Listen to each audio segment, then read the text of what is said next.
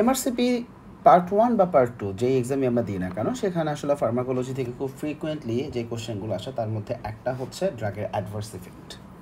এই ক্লাসে আমরা স্পেসিফিকভাবে ট্রাইমেথোপ্রিমের কিছু commonly asked or commonly discussed কিছু অ্যাডভার্স ইফেক্ট নিয়ে কথা বলতে চাই। ট্রাইমেথোপ্রিম কী ধরনের ড্রাগ? এটা আসলে আমরা জানি এটা one kind of DNA synthesis inhibitor, এবং ডিএনএ সিনথেসিস ইনহিবিটর এই ড্রাগটা আমরা আসলে অ্যান্টিবায়োটিক হিসেবে আমরা ইউজ করে থাকি, উই অল নো দ্যাট।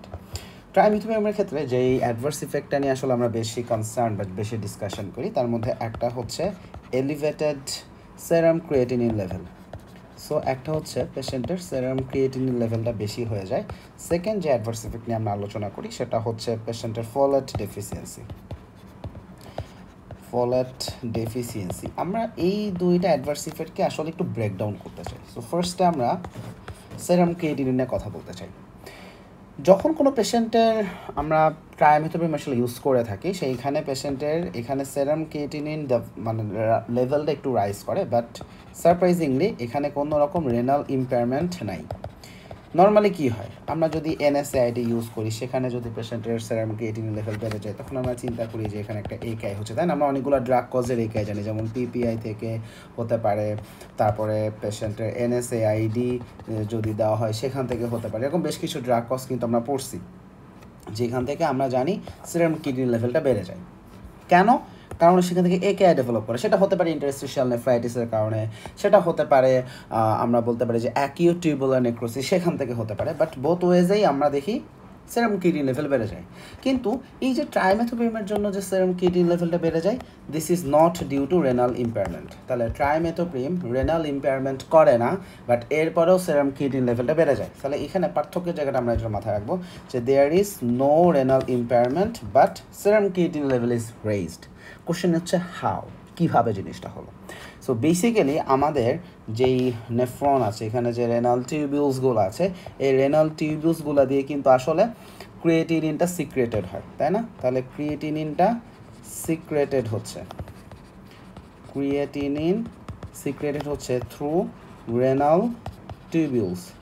যখন আমরা কোনো পেশেন্টকে ট্রাইমেথোপ্রিম দিই এই সিক্রেশনটা আসলে কমে যায়, সো ইনহিবিটেড হয়। সো ক্রিয়েটিনিন সিক্রেশন যেটা হচ্ছিল সেটা ট্রাইমেথোপ্রিম দিলে it will be inhibited.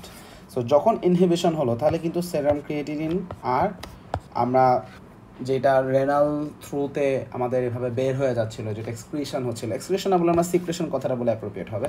So যেই সিক্রেশনটা হচ্ছিল সেই সিক্রেশনটা যদি না হয় তাহলে সেটা কোথায় থাকবে? সেটা তো ব্লাডে ঘুরপাক খেতে থাকবে। সো আলটিমেটলি এটার কারণে আমরা দেখবো যে সেরামে ক্রিয়েটিনিনের কনসেন্ট্রেশন বেড়ে যাচ্ছে, যেহেতু আমাদের ক্রিয়েটিনিন রেনাল রুট দিয়ে বের হতে পারছে না। সিন্স রেনাল রুট দিয়ে এটা বের হইতে পারতেছে না, যদিও এখানে রেনাল ইম্পেয়ারমেন্ট নাই, বের হইতে না পারার কারণ হচ্ছে আমার সিক্রেশনটা, ক্রিয়েটিনের সিক্রেশনটা ইনহিবিটেড হচ্ছে, যদিও কোনো রেনাল ইম্পেয়ারমেন্ট নাই। বাট যেহেতু ক্রিয়েটিনটা রেনাল রুট দিয়ে আসলে বের হইতে পারছে না, এর যাওয়ার কোনো জায়গা নেই, ও কোথায় আছে? ও ব্লাডের মধ্যেই অ্যাকুমুলেট করতে থাকে।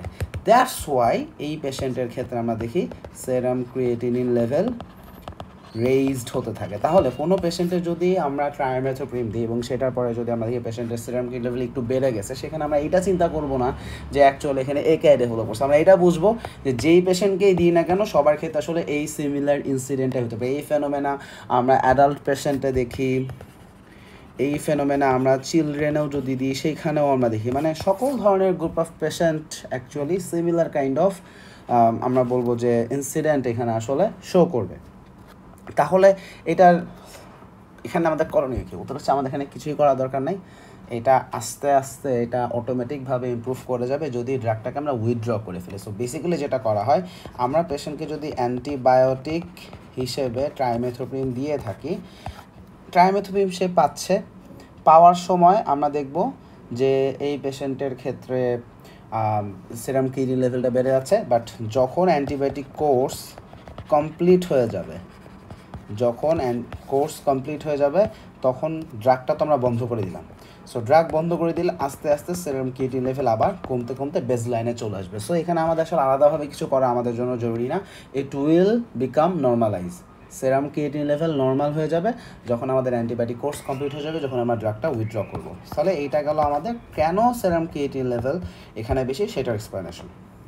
আমাদের আরেকটা অ্যাডভার্স ইফেক্ট যেটা না আমাদের একটু কনসার্ন আছে এমআরসিপিতে যে কনসার্নটা আছে সেটা হচ্ছে ফোলেট ডেফিসিয়েন্সি।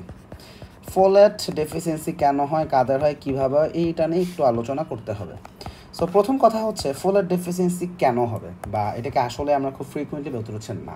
ফোলেট ডেফিসিয়েন্সিটা এটা একটা রেয়ার অ্যাডভার্স ইফেক্ট, খুব ফ্রিকুয়েন্টলি খুব কমনলি দেখতে পাই এরকম না। যেমন সেরাম ক্রিয়েটিন লেভেলটা যে বেশি আসে এটা আমরা মোটামুটি মেজরিটির ক্ষেত্রে আমরা দেখতে পারবো, কিন্তু ফোলেট ডেফিসিয়েন্সি কিন্তু খুবই রেয়ার কনসিকুয়েন্স, এটা খুবই রেয়ারলি দেখা যায়, মানে খুব ফ্রিকুয়েন্টলি আমরা আসলে দেখতে পাই না। এবং এই ফোলেট ডেফিসিয়েন্সি রেয়ারলি হচ্ছে দেখে আমাদের এখান থেকে একটা ক্লিনিক্যাল অ্যাপ্লিকেশন চলে আসে। সেটা কি, যারা প্রেগনেন্ট লেডি তাদেরকে আমরা ট্রাইমেথোপ্রিম দিব না।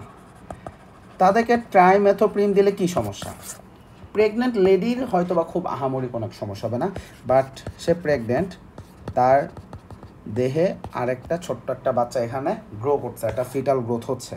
সো বেসিক্যালি যেটা হবে সেটা হচ্ছে ফিটাসের গ্রোথের সময় নিউরাল টিউব ডিফেক্ট ডেভেলপ করবে যদি ফোলেট ডেফিসিয়েন্সি হয়।